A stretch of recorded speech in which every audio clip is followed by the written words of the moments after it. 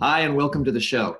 Well, today you can see I have with me some special people. They're special because they've said, by golly, I'm running for office. I'm going to get involved.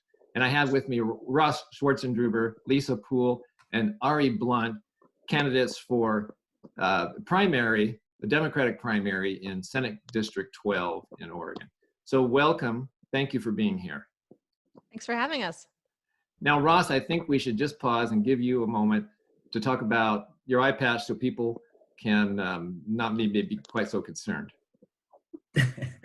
Yeah, well, first of all, thanks, Ken, for doing this. This is a great opportunity. And yeah, the eye patch, I had a little close encounter with the bee yesterday. So I'm going to try to save the viewers of having to look at the swelling because it's not pretty. All right. But well, I'm glad to hear. Again, thanks. Everything's fine, and it's starting to itch now, so I hope I'm not going to be scratching it during the show. All right. Well, put a little saline solution on a Q-tip, and you can scratch with that. It's pretty safe. There you go. All right. Well, that's good to hear. Well, again, welcome, and thank you for running, bringing all this conversation to the table, and that's what we're going to do. Well, I'd like to just start. Let's start with you, Ari. What got you to step up and say, I'm running for the state senate? How'd that happen? Honestly, it's something that I had thought of for quite some time. I have a BA in history with a minor in philosophy, and I almost did a double minor in political science. And you can't do much with just a BA in history, and so I've had thoughts about going into politics for a while, simply because I've always been kind of aware of what's been going on, but what really got me off the couch, so to speak, was the walkout last year. And the comments that our Senator Boquist made. And not only did I find them disrespectful of the office, I found them completely disrespectful of Second Amendment, use of firearms, everything that he seemed to that the Republican Party seemed to stand for. And I grew up in a family that was Republican, staunch Republican. I am not. I am a Democrat, but it pissed me off a little bit. Okay. More than a little bit. So very good. All right. Well, good to know why you're here. How about you, Lisa? So I decided to run. I've also considered running in the past, but I was inspired by a lot of the changes that I've seen happening in the last few years. As a medical provider, I continue to see the defunding of healthcare and more people struggling to gain access to the care that they need. And that the demonization of people who are seeking healthcare and mental health care, and because they can't get access to it, then it leads into other crises, and it leads to more problems for our community, for the individual community and the families involved. And I thought this is just kind of height of insanity, that we would be so anti people just trying to get access to the care that they need to address their health concerns, their mental health concerns, and that when we underfund these programs, it just has a domino effect across the whole landscape. And then starting to see more and more defunding of education, watching my son experience issues within his own school, and having such compassion for the schools who are really stuck between a rock and a hard place. They don't have enough funding, they don't have enough teachers, they don't have enough resources, and that it really ends up being a no-win situation for everybody. when schools are not properly funded as well. And so I just kept seeing more and more failures across every system. And when the Oregon Health Plan decided to cut compensation for providers by 40% and reduce the benefits to the patients by 65%, I decided I'd had enough and I was fed up. And I realized that if I wanted to make more long-standing big changes, I needed to get to Salem in order to do it. I did fight back, and I've been advocating for my patients, and I did get some of the benefits restored. I did get some of the compensation restored for Yamhill County, but we have a big fight across the whole state. So now I'm moving into other areas of the state to demand fair and equal access for patients. When we have that, our society is better for it. So that's really what got me off the couch is I just decided I'm fed up, I've had enough as a citizen, and it's time to get into Salem and do something about it. All right, thank you. And Ross, this is your second run at this. You've been off the couch for a while. Can you think back 2-3 years ago on what got you stand up? Well, became interested in about 2009 when I was involved. I started a nonprofit, the Salem Creative Network, and one of our service projects was the Solarized Salem project, where we would put solar panels on people's homes. And in the course of learning about all that process and what it takes to hook up all the different elements of the project, I saw that there were some legislative issues that were hampering growth. And when I went in to try to change those, I learned all about administrative ruling and the process of interpreting legislation by agency heads, which could, alter the intent of the legislation. And as I was kind of learning about that, I saw an opportunity with House District 23 that no one had stepped up to run and as a Democrat. And I really had issues with that because this is really the foundation of the Democratic Party in Polk County and Marion County and in Oregon. And we really have a deep history here that really could be used to help all Oregonians. But after the run in 2012, I saw what a huge margin it was between the registration of the parties in the district and saw that as very non-competitive. And I kind of gave up until 2016 when the Senate Dems called and said, hey, you did an okay job in 2012. How would you like to take on Senator Boquist, this time? And because I was involved with some education issues at that time and with the legislature, I decided to go ahead and use that opportunity to continue these campaign issues, these issues in the campaign. And I think that's really a good way to start talking about new ways of doing things is during a campaign. And that's what I found rewarding, and that's what I'd like to be able to do again. Have that opportunity to grow that 37% vote that I got last time and make things better for everyone in District 12. All right. Now, Ari, you went first. Do you have anything you'd like to add after listening to these people? Give you some time about maybe some issues that kind of brought you forward.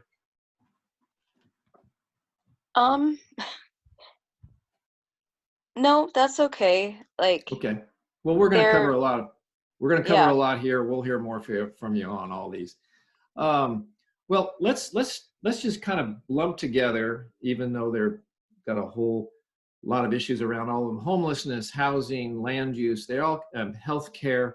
They're all tied together. I'd like to give you each a chance to kind of address these things in a way that is coming from you, your ideas, your approach to.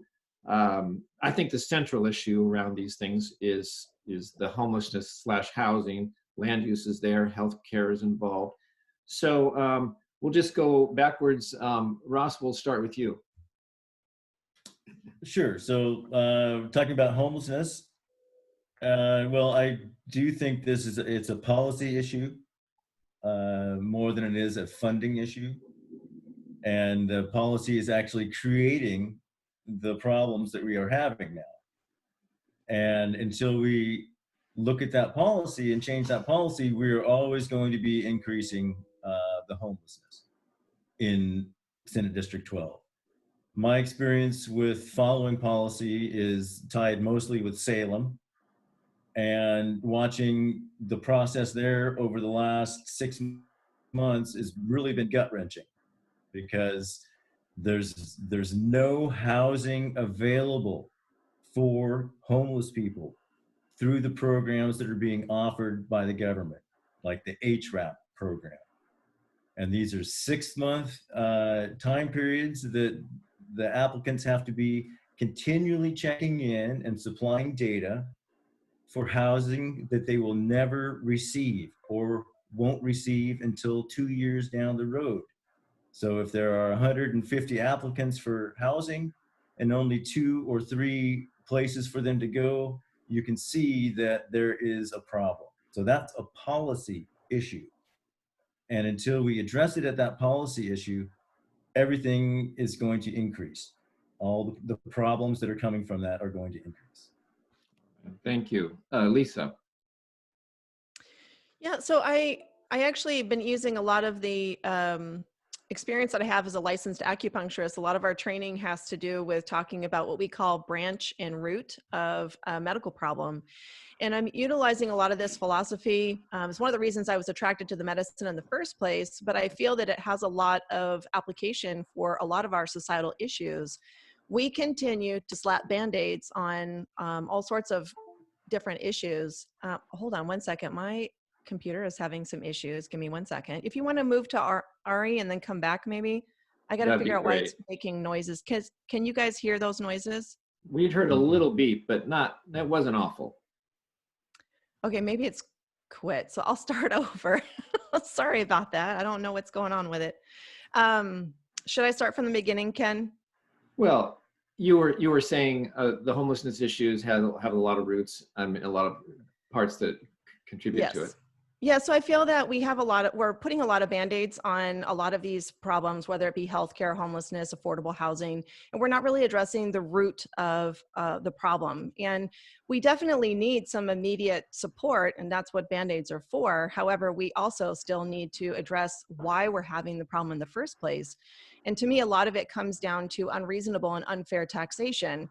Individuals and small businesses continue to pay a very high rate of taxes, and large corporations continue to get a free pass or pay way less than the rest of us. And I feel that if we were to bring balance to that, it would make such a huge difference in terms of bringing in an appropriate amount of revenue to then allow our system to have better balance. And when we have better balance, that means that we can afford to support these systems and support the programs that are available, whether it be education and healthcare. And when we have fully funded education and we have fully funded healthcare, these programs make such a huge difference in terms of affordability and success for our citizens. And so this constant defunding and this constant free pass to those who don't need it, I feel are continuing and perpetuating the problem. So for me, the issue is to look at taxation, bring that back into better balance and alignment, and then fund those programs that need it. And then we really have to start talking about, well, what does affordable housing mean? And a great example here in McMinnville is they're saying this new housing development that was recently put up, that an affordable home is $350,000. That means you have to have an income of at least $87,500 to qualify for that. And that's if you don't have any other student loan debts, car debt, or any other loans that you might have. Even people on 2 salaries may not be able to afford that. So if we have low wages and we have really high cost living expenses, I don't really know how anybody is expected to be successful.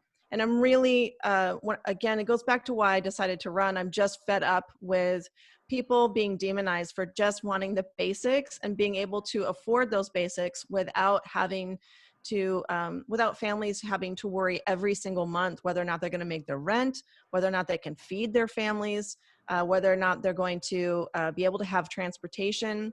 I think we have more and more homeless simply because the basics are just no longer affordable, and we really have to start investing in our communities if we want to solve that problem. Thank you. Ari, how would you like to address this kind of many-headed monster of homelessness, housing shortages, healthcare, how they all kind of combine to this problem? Well, I don't think I can explain it much better than Lisa did. What I Well, let me wow. But start. Oh, go ahead. I think that because I do see essentially like the branches and how it all comes together, like she said. But I think that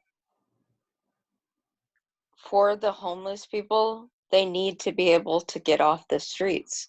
They need shelter over their heads. They need basic human dignity. And personally, some of the things that I've like articles that I've read on this, because it is important to me, because I almost ended up homeless after like I graduated from university.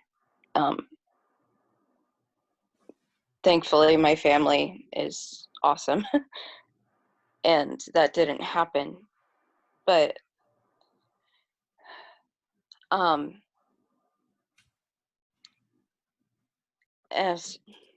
it's some of the articles that I've read have talked about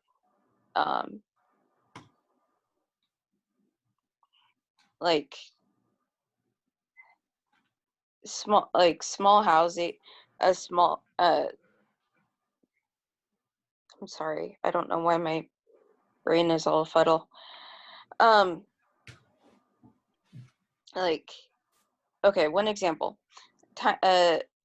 I don't remember where this was done, but a city had some large empty lots, and they used those lots as for a tiny house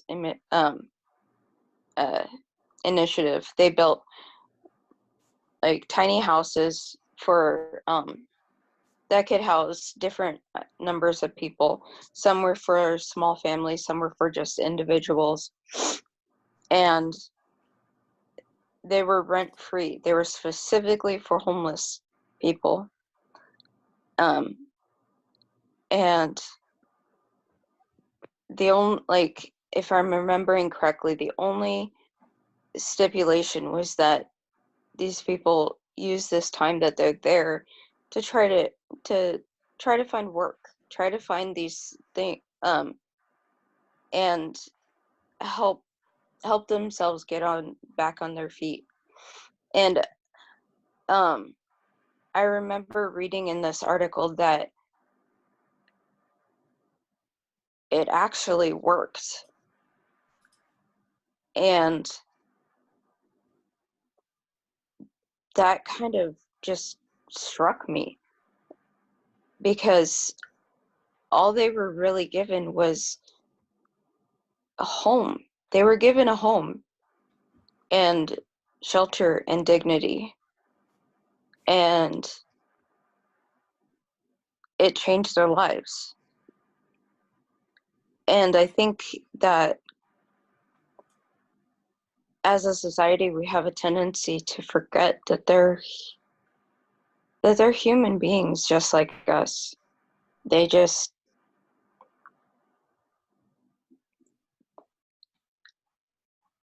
got a bad hand dealt to them at one point or another. I don't know if that says anything, but it was a very compassionate look at it. Thank you, Ari. Lisa, I'd like to start with you on this next question. The state response to the COVID virus, what would you applaud and what would you amend? Sure. This is actually obviously a topic I'm quite passionate about as a healthcare provider. I think that what we saw was that Washington got hit. Washington, the state right north of us, got hit quickly. And instead of us delaying our response, I'm really proud of Oregon and for Governor Brown for taking an aggressive and appropriate response. And I think that our stay-at-home shelter-in-place order was appropriate and did its job, which is exactly what's happened here. Is it's flattened the curve, and we did not have a tsunami of cases, and we did not overwhelm our medical world, and we've had a very low mortality, which is wonderful. So I think it's been very successful, and I'm quite pleased about that aspect of it.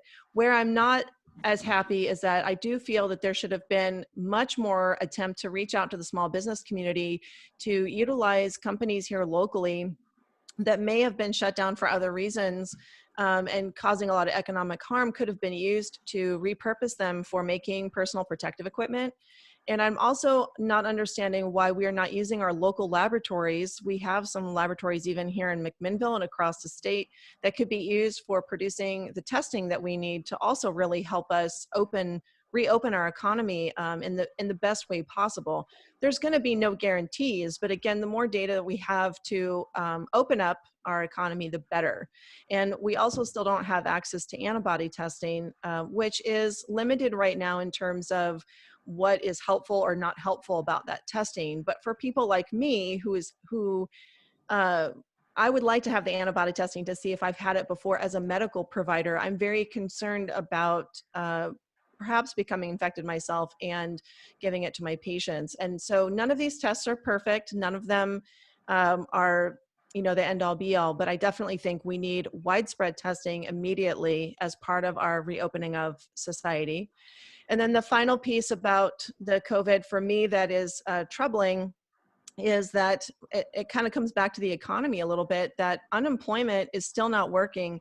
And there's really no excuse around that. It was fully funded in 2009 and it's still not fixed 11 years later. And they're still saying it's going to be another 5 years to fix the unemployment system. In the day and age of technology, that just seems ridiculous. And the reason why that's such a problem is because people don't have enough money to pay rent and food. It's really forcing folks to want to return to work way faster than we should. And I absolutely understand and empathize with why people want to hop back into the fray. It's not because they want to be infected, or it's not that they don't care about affecting other people. At this point, they are worried about just being able to provide the basics for their family and be able to put food on the table.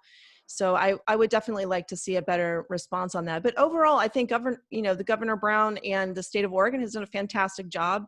And we see that in the numbers. And now the goal is to not reopen too fast, to waste all that effort and money that we've already put into the response, so we don't have the second wave or a new tsunami because we opened too quickly. So, it's just a dance, right? It's a new virus. That's why they call it novel. And figuring out how we can move forward is truly a day-by-day process as we learn more as we go along. But I think overall we've done a great job. And I'm really proud of the citizens of Oregon. I think that's amazing. We've really come together. All right. Well, thank you. Ari, do you have anything to add to that about Oregon's response to the pandemic?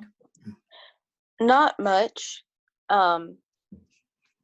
Like Lisa, I'm very proud of our state and how we handled it. Simply because just looking at other states and other countries, and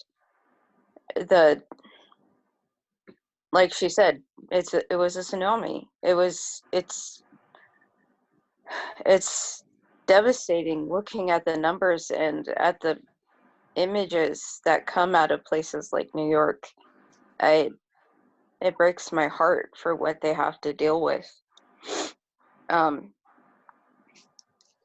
only thing that really concerns me is what she mentioned about the potential second wave. we have to be careful about that, because that's a historical fact.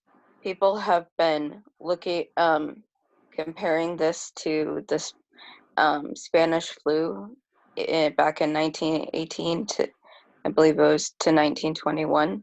Most people don't realize that it did last that long. And that was because once the war was over, everyone was like excited. They weren't cautious. They wanted to celebrate. Everyone congregated, and a second wave of the virus hit. And the second wave was far worse than the first one. And that's just something that we have to be cautious with this one too, because it is potentially just as deadly. So, and it could be just as bad. And So we have, yeah. Go ahead. caution implies preparedness too. So Yeah. you sound a good warning that a lot of us are aware of, but try maybe to push to the back of our minds. But people that are in leadership can't afford that luxury. Ross, do you have anything to add? Sure. I'd like to commend Governor Brown for the action she took. I found it prudent. As of today, we have 83 deaths in Oregon attributed to the coronavirus, and about 2,100 that have been affected, and about 600 that have recovered. So I do think we are putting a dent in the curve. Now, after one day of no deaths, yesterday we had 5 reported. Some of these are in District 12, and so I think people should be concerned. 82% of the population, according to the latest poll, supports the stay-at-home order, and I agree with that. What I would like people to understand is how this kind of reveals all the structural inequities and policies that we need to address. And the one that I'm following the closest, of course, is the Student Success Act. Now we have all the outcome measurements from just about every district in the state set on SBAC scores, on testing scores that are unable to be performed. So now we have no metrics for the first year of the Student Success Act, and as a corporate activity tax, trying that out, I really think we need to protect that and look for other ways to measure outcomes rather than the testing, which we cannot perform. So also into the homelessness, affordable housing, each of these is being revealed as some major structural issues that policy needs to address. So that's what I think the COVID-19 is giving us, is an opportunity to change. Thank you. Looking down my list of questions, I'm going to have to pick just a few of them. There's criminal justice, there's the firearm bill that's ahead of us, the agenda for the economy, but I can't go on without talking about cap and trade, climate change, the Green New Deal. I think that people would like to hear your take on the cap and trade bill that's there. What is the Green New Deal? Maybe one of you could take a little moment and give us the highlights of what that is, and how you see what would be appropriate for District 12. Ross, can we start with you? Oh, sure. Yeah, the Green New Deal, it's basically kind of a bill that was introduced federally that outlines kind of a system of how to approach zero carbon emissions. And the first one, you want net zero greenhouse emissions by 2030 with good jobs, and invest in infrastructure and community, as well as make our clean air and water a priority, and climate, and then promoting justice and equality. So the Green New Deal is more like a framework, and it has no specific policy recommendations, just we're going to move that way. How are we going to do that together? the cap and trade is not part of the Green New Deal. What I would recommend is looking at carbon tax. We need to keep as much petroleum in the ground as possible, and also investing in financial vehicles like feed-in tariff, which pays people to produce their own power. If we're using our renewable waste for energy, that can apply everywhere in Senate District 12. There's a biogas generator right outside of Dayton. There are 2 30-acre solar fields outside of Amity. All those could be used to put money in the pockets of the municipalities throughout the district. And I think that is one of my main issues, is getting money to people who produce their own power. All right, thank you.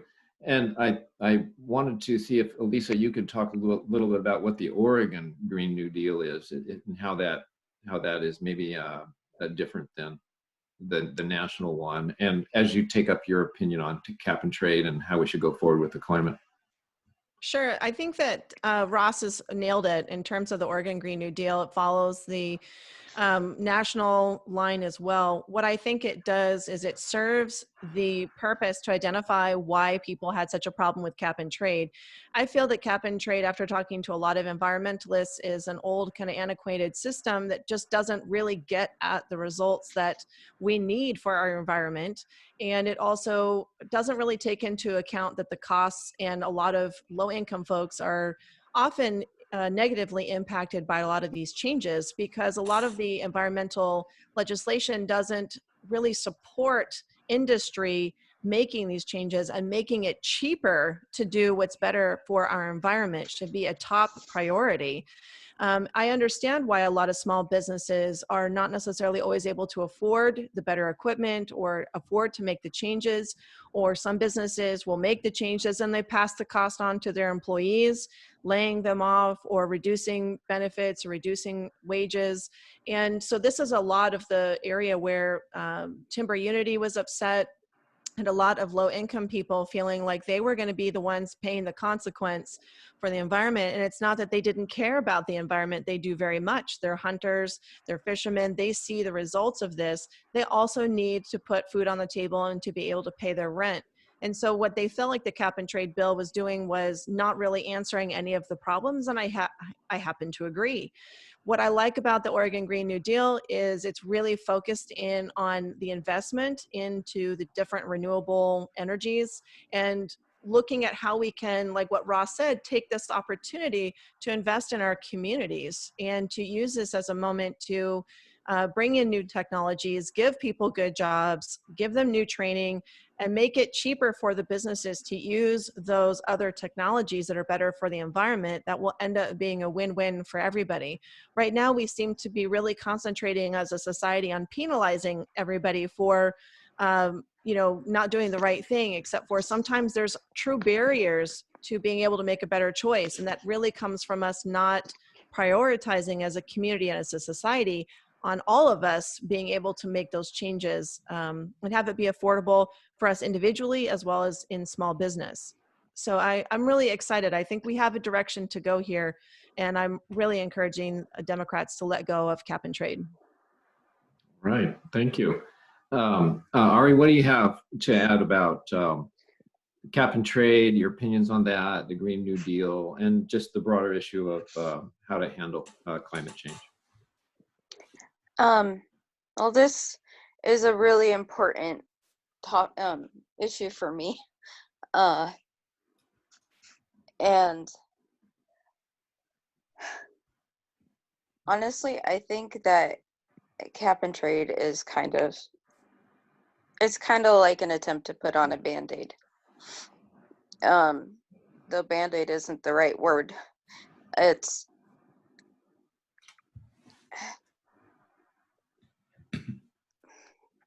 Lisa's right with what she's saying about about constantly just trying to. We live in a system that penalizes people for bad behavior, but doesn't reward people for what they do that's right, for the good for benefiting the issues. I'll be honest, I'm not really familiar with the Oregon Green New Deal, and that, I'm sorry about that. Simply because climate change and nature and the environment are very important to me as a person. But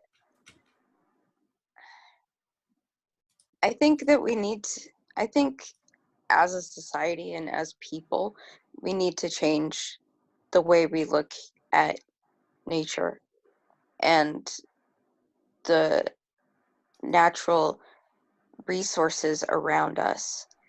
I think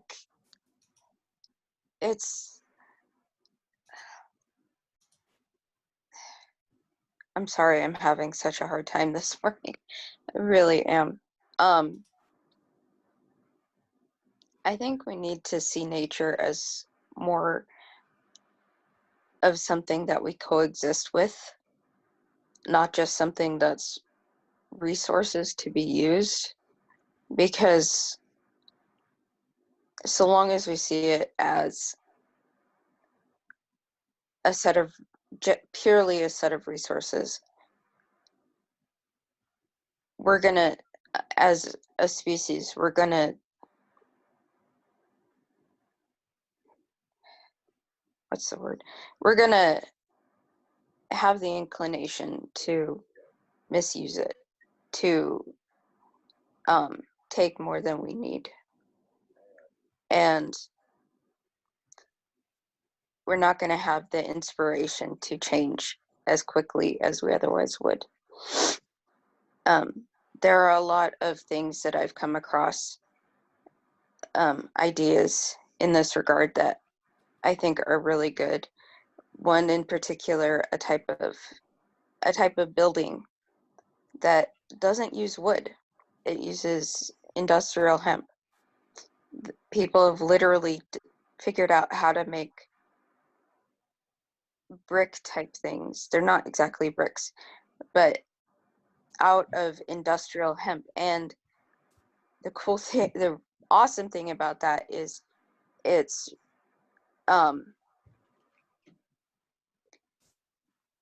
carbon negative, because the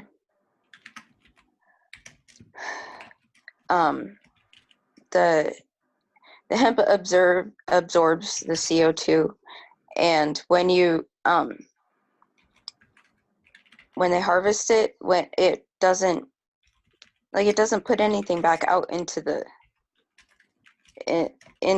air or anything.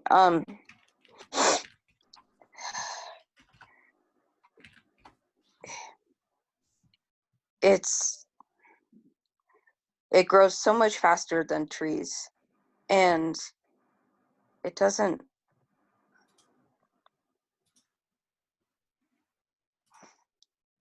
I don't know. I lost my train of thought. I am really sorry. But it's initiatives like that, I think we need to change the way we think. We need to look at not just renewable energy, but renewable building materials, different ways of building, different ways of using what's around us. I think that's just my ideas. Right. Well, thank you for that. And thank all of you. It's been a half an hour already. We have come to the end. It's been delightful meeting with you in my living room this morning. Thank you for being here. And I wish you all the best and the energy and the resources you need to run the kind of campaign you want to. So thank you again for being here. Thank you, Ken. All right. Thanks for having us. All right. Thanks, Ken. Bye-bye.